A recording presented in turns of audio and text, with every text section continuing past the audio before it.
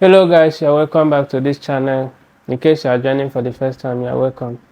Please do well to subscribe. Also turn on your notification bell for more stories like this. You're welcome. Today we have another serious breaking political conversation. Breaking news that just happened now. Peter Obi have officially left the ADC, and according to what he posted on X, that I will read accordingly now. And according to him, let me read according to what he said. Uh, Fellow Nigerians, good morning. I woke up this morning after my church service with a deep reflective heart, and despite every constraint, I felt compelled to share these thoughts with you. Many people do not truly understand the silent pain some of us carry daily. The private struggles, emotional burdens, and quiet battles we face while trying to survive and serve sincerely in difficult circumstances. We now live in an environment that has become increasingly toxic, where the very system that should protect and create opportunities for decent living often works against the people. A society where intimidation, insecurity, and endless scrutiny and discouragement have become normal. More painful is when some of those you associate with, believing you would find understanding and solidarity among them, become part of the pressure you face. Some of who publicly identified with you privately distance themselves or join in unfair circumstances.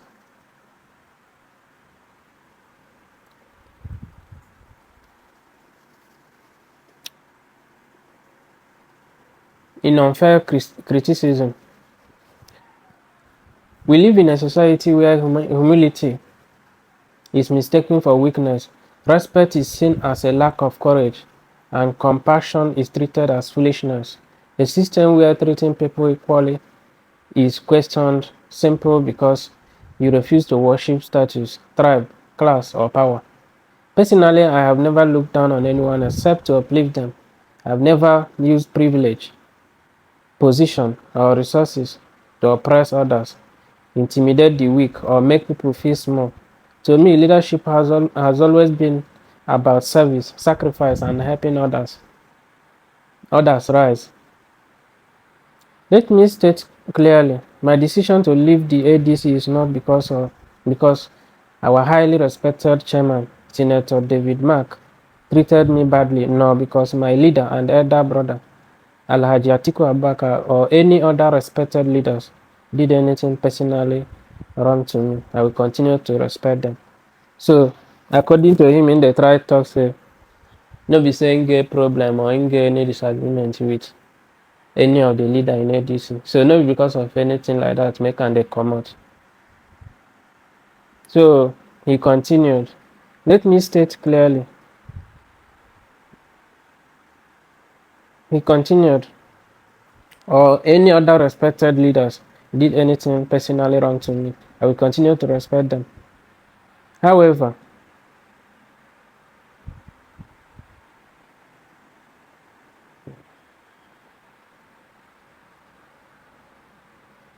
the same Nigerian state and its agents that created unnecessary crisis and hostility within the Labour Party that forced me to leave now appears to be finding their way into the ADC with endless court cases, internal battles.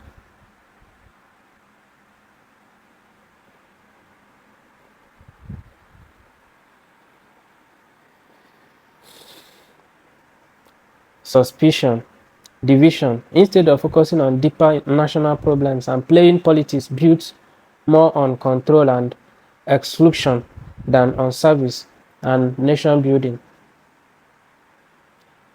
Even within spaces where one labors sincerely, one is sometimes treated like an outsider. In one's own home, you and your team become easy targets for every failure, frustration, or misunderstanding as though honest contribution has become a favor, being tolerated rather than appreciated.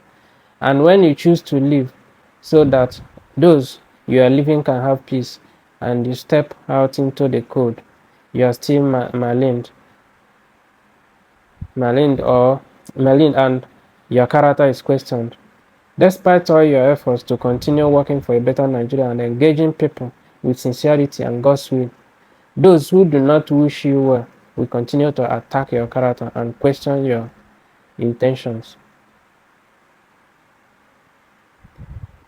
There are moments I ask God in prayers, why is doing the right thing often misconstrued as wrongdoing in our country?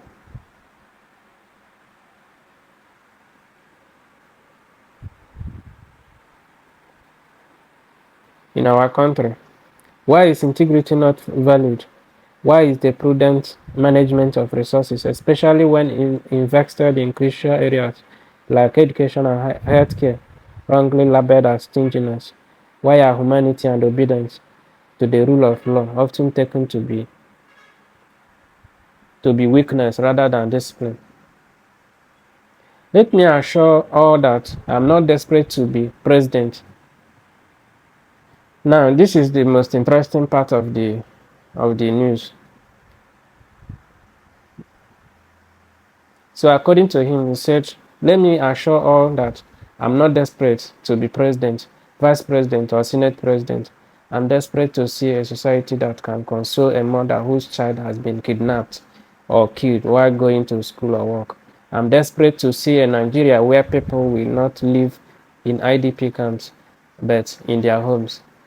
I'm desperate for a country where Nigerian citizens do not go to the bed hungry, not knowing where their next meal will come from. Yet, despite everything, I remain resolute. I firmly believe that Nigeria can still become a country with